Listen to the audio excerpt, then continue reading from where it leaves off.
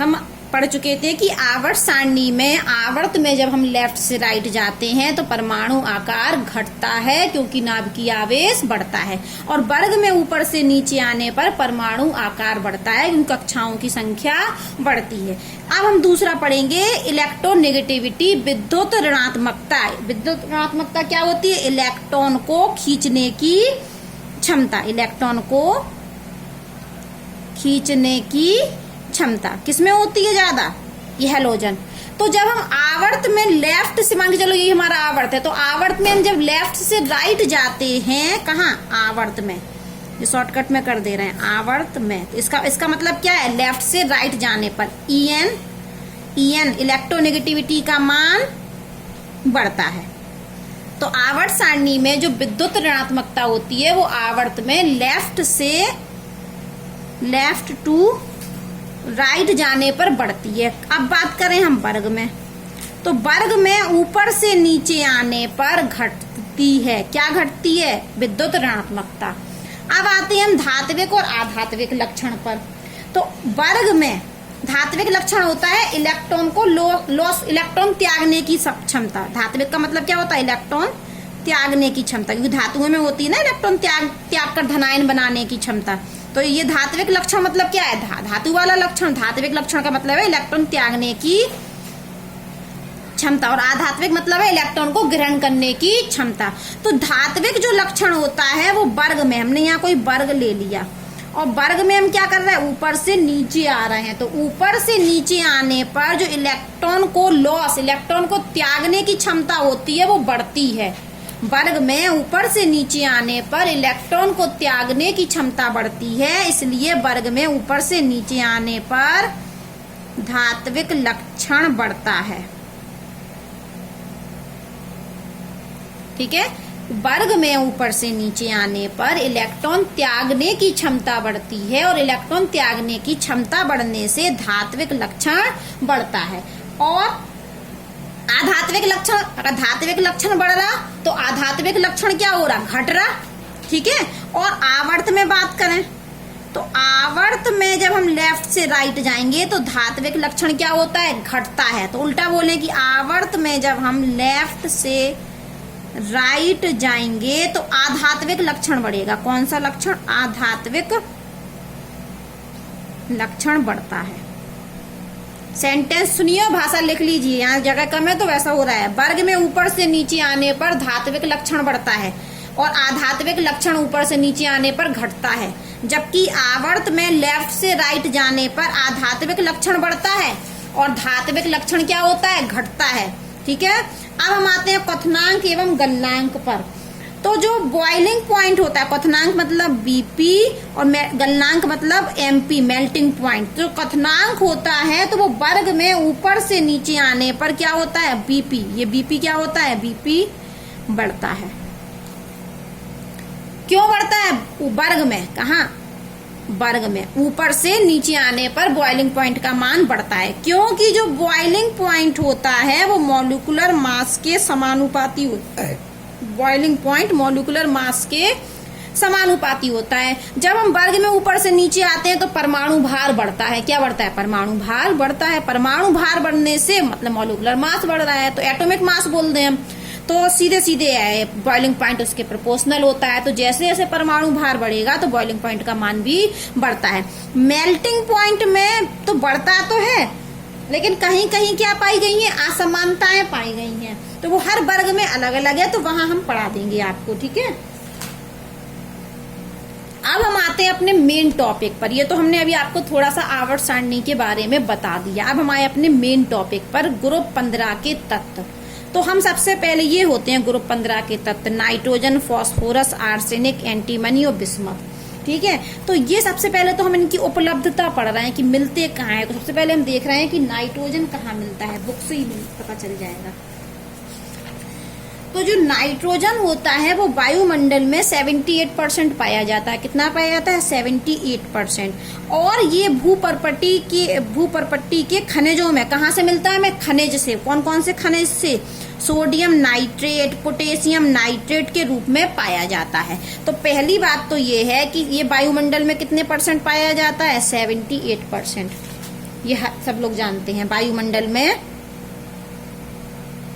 Atmosphere में 78% पाया जाता है। और ये हमें प्राप्त कहाँ से होता है? खनिज में। कौन कौन से खनिज से? सोडियम नाइट्रेट और पोटेशियम नाइट्रेट्स। सोडियम नाइट्रेट और पोटेशियम नाइट्रेट के रूप में मिलता है पहला। दूसरा ये हमें किस में मिलता है? देखो, सोडियम नाइट्रेट के रूप में मिलता है, पोटेशियम नाइट्रेट के रूप में मिलता है, और यही लिखते जाइए। सोडियम नाइट्रेट के रूप में मिलता है, पोटेशियम नाइट्रेट के रूप में उपलब्धता है, पाया जाता है। और कहाँ पाया जाता है? प्रोटीन में। कहाँ पाया जाता है? प्रोटीन में। तो नाइट्रोजन वायुमंडल में 78% पाया जाता है, और ये खनिजों में पाया जाता है। कौन कौन से खनिज में? सोडियम नाइट्रेट में, पोटेशियम नाइट्रेट के रूप में पाया जाता है, और प्रोटीन में भी पाया जाता है। अब हम बात करें फास्फोरस की। किसकी बात करें? फास्फोरस। तो फास्फोरस क्या होता है? खनिज में तो पाया जाता है, लेकिन एक खनिज होते हैं एपेटाइट वर्ग के खनिज। फास्फोरस एपेटाइट वर्ग के खनिज में पाया जाता है। फास्फोरस खनिजों में तो पाया जाता है, लेकिन कौन से खनिज में? एपेटाइट वर्ग के खनिज में। और ये लिखे हैं वो। तो इनमें हमें क्या पाया जाता है? एपेटाइट वर्ग के खनिज में फास्फोरस मिलता है। और फॉस्फेट चट्टानों के मुख्य घटक होते हैं। तो फॉस्फेट में फास्फोरस होता है, और फॉस्फेट कहाँ का घटक होता है? चट्टान। तो चट्टानों में पाए जाते हैं। और फास्फोरस कहाँ पाया जाता है? प्राणियों एवं पादप पदार्थों का आवश्यक अवयव है। तो फास्फोरस प्राणियों में पाया जाता है, हमारे बोन्स में भी होता है, हड्डियों में। तो वो कह रहे हैं प्राणियों और पादप का आवश्यक अवयव है। और ये अस्थियों में, देखो बोन्स में, अन्य जीवित कोशिकाओं में उपस्थित होता है। दूध में भी पाया जाता है, अंडों में भी पाया जाता है फास्फोरस। जबकि देखो, नाइट्रोजन हो गया सोडियम नाइट्रेट, पोटेशियम नाइट्रेट और प्रोटीन में। और फास्फोरस कहाँ मिलता है? एपेटाइट वर्ग के खनिज में, चट्टानों में, प्राणियों में, पादप में, अस्थियों में भी, कई अन्य जीवित कोशिकाओं में, मिल्क में, अंडों में फास्फोरस पाया जाता है। मतलब मिलता है, हमें वहां से पाया जाता है। और आर्सेनिक और एंटीमनी और बिस्मथ हमें सल्फाइड खनिज के रूप में पाए जाते हैं। तो आर्सेनिक, एंटीमनी और बिस्मथ मुख्यतः सल्फाइड खनिजों के रूप में पाए जाते हैं। तो ये तो हमने पढ़ ली उपलब्धता। किसकी उपलब्धता? ग्रुप 15 के तत्वों की। नाइट्रोजन की पढ़ ली, फास्फोरस की पढ़ ली, और इसकी आर्सेनिक, एंटीमनी और बिस्मथ। ये क्या कहाँ पाए जाते हैं? सल्फाइड अयस्क में, सल्फाइड खनिज में।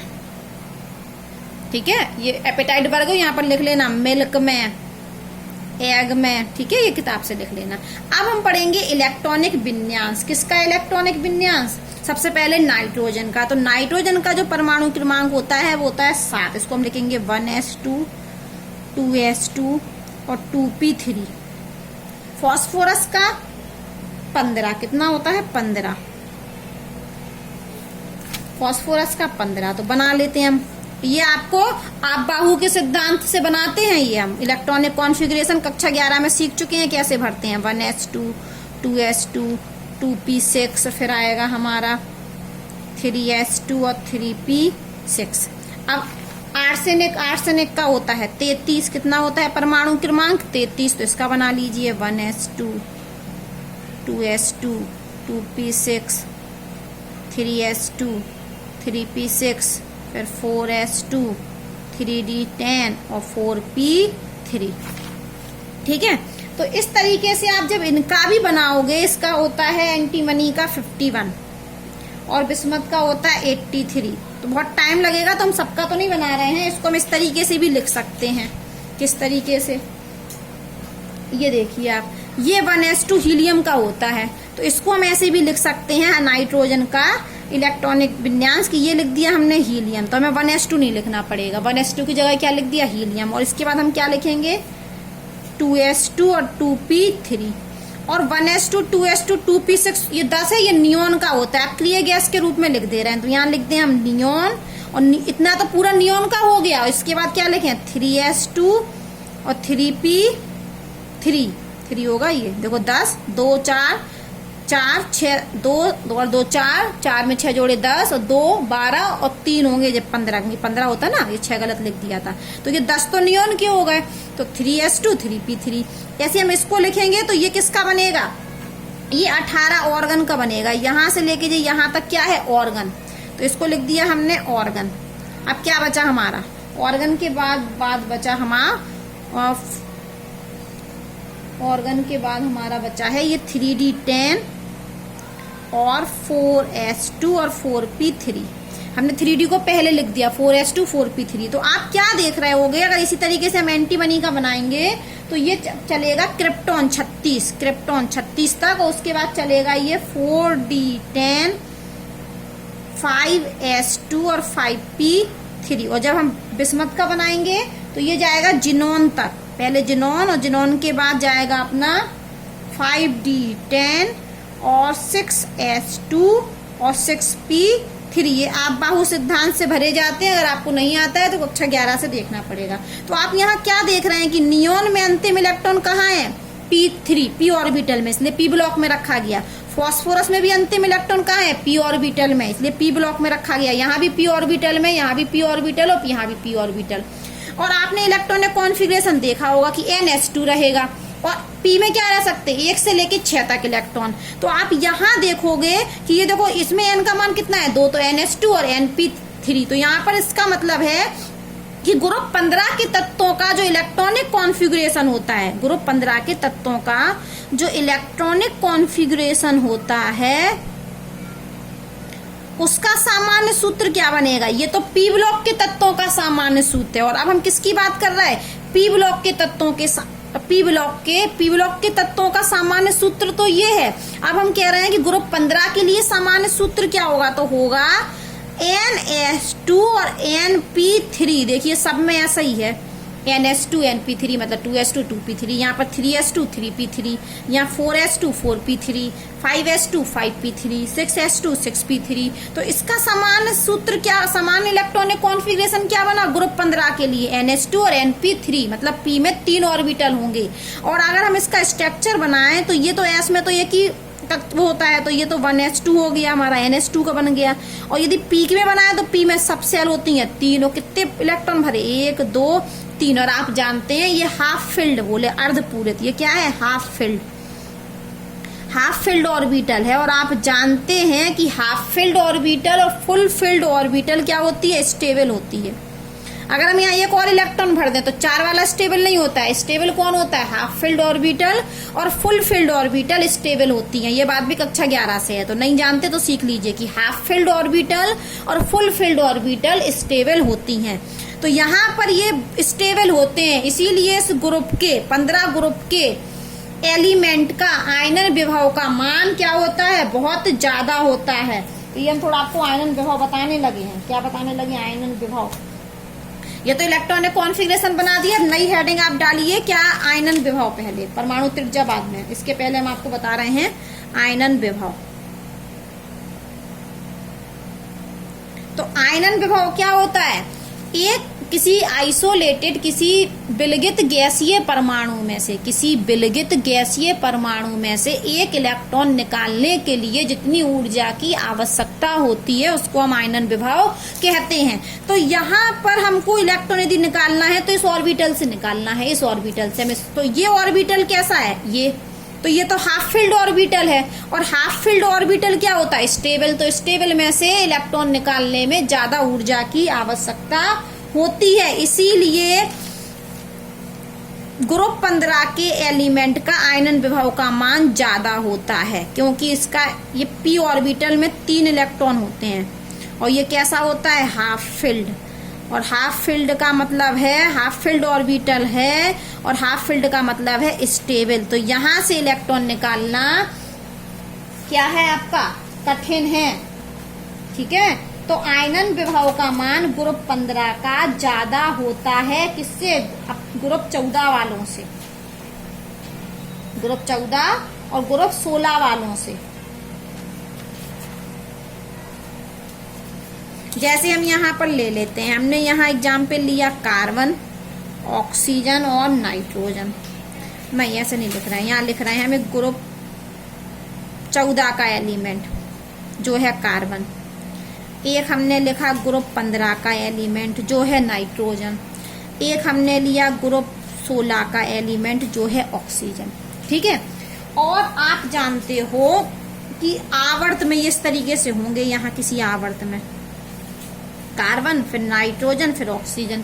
तो आवर्त में जब हम लेफ्ट से राइट जाते हैं तो आयनन विभव का मान बढ़ता है। सामान्यतः आवर्त में लेफ्ट से राइट जाने पर आयनन विभव का मान बढ़ता है। तो ये इस क्रम में होना चाहिए आयनन विभव का मान, मतलब ऑक्सीजन का ज्यादा होना चाहिए। ग्रुप, ये कौन सा ग्रुप है 15, और ये कौन सा ग्रुप है 16, और ये कौन सा ग्रुप है 14। तो 16 वालों का ज्यादा होना चाहिए, लेकिन क्या होता है, ये नहीं होता है। आयनन विभव का क्रम, आयनन विभव का क्रम, कार्बन का कम, उसके बाद ऑक्सीजन का कार्बन से ज्यादा, और सबसे ज्यादा होता है नाइट्रोजन का। मतलब ग्रुप 14, फिर ग्रुप 16 और फिर ग्रुप 15। तो ऐसा क्यों हुआ, क्योंकि ग्रुप 15 के जो तत्व होते हैं उनका जो p ऑर्बिटल होता है वो हाफ फिल्ड होता है, क्योंकि यहाँ पर जो आपका होता है ना, ये होता है NH2 2s2 और 2p2 होता है इसमें, जबकि इसमें होता है 2s2 2p3, और ऑक्सीजन में होता है 2s2 2p4। यहाँ पर चलो पूरा ही बना देते हैं 1s2, और ये भी 1s2, और ये 1s2। ये कितना होता है 6, तो 1s2 2s2 2p2, इसका 7, तो 1s2 2s2 2p3, ऑक्सीजन का 8, तो 1s2 2s2 2p4। क्या ये 6 7 8 क्या परमाणु क्रमांक, ठीक है। तो परमाणु क्रमांक के अनुसार हम इलेक्ट्रॉनिक विन्यास बनाते हैं। तो आप क्या देख रहे हो कि ये p3 है, मतलब ये हाफ फिल्ड है। ये कैसा है, हाफ फिल्ड, मतलब ये स्टेबल है। और जबकि इस p ऑर्बिटल के पास कितने इलेक्ट्रॉन है 4, तो यहाँ पर जो चौथा इलेक्ट्रॉन होगा वो आसानी से निकल जाएगा।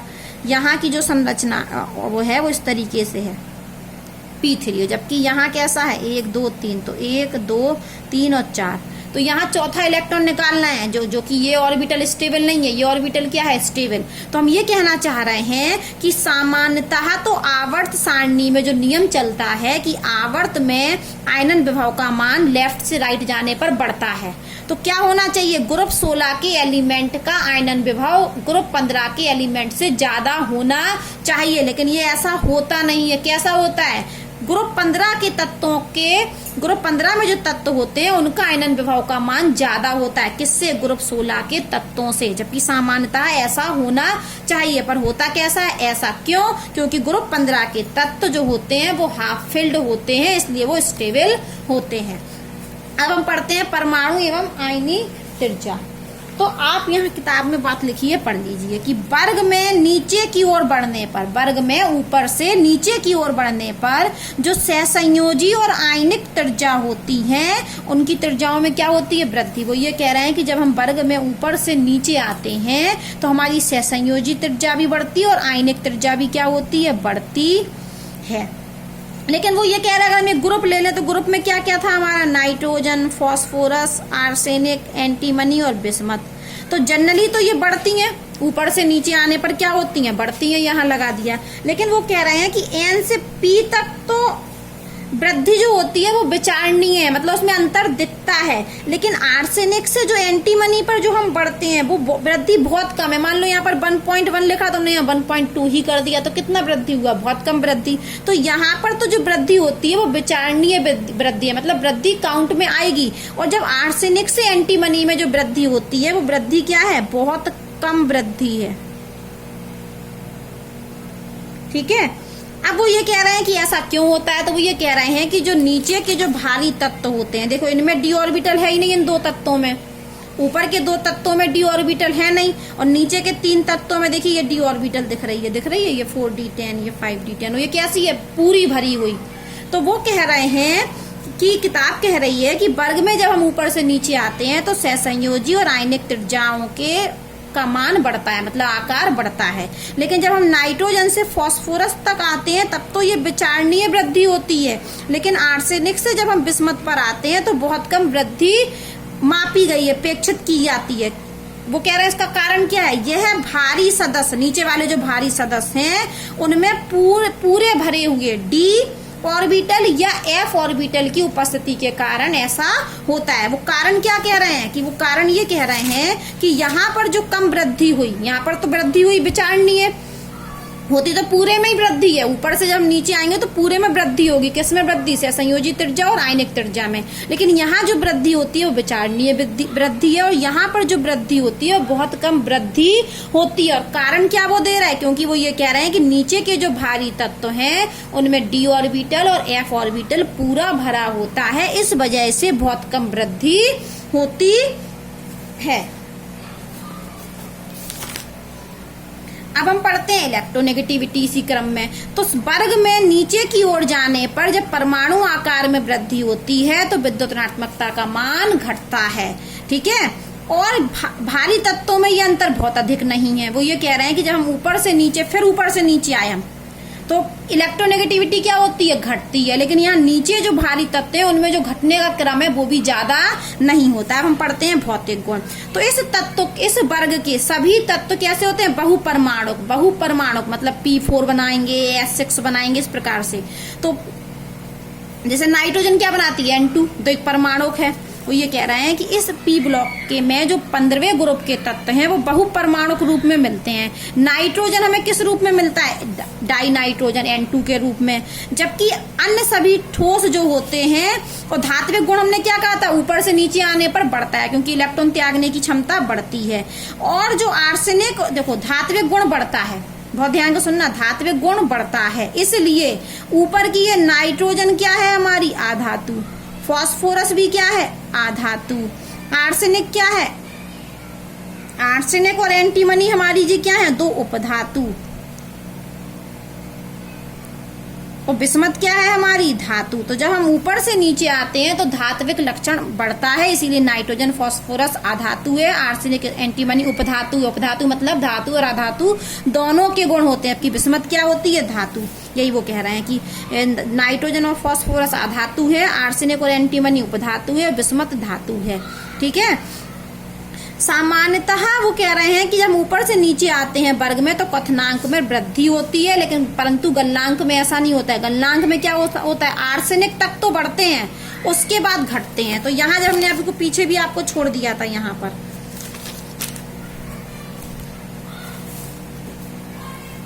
तो यहाँ लिख लेना ये P ब्लॉक के तत्व की बात हो रही 15वें में। 15वें की या भी जो गुण हम पढ़ा रहे हैं वो सिर्फ 15वें ग्रुप के एलिमेंट के बारे में पढ़ा रहे हैं, नाइट्रोजन परिवार में। तो नाइट्रोजन परिवार में जो कथनांक होता है वो ऊपर से नीचे आने पर बढ़ता है, जबकि गलनांक आर्सेनिक तक तो बढ़ेगा।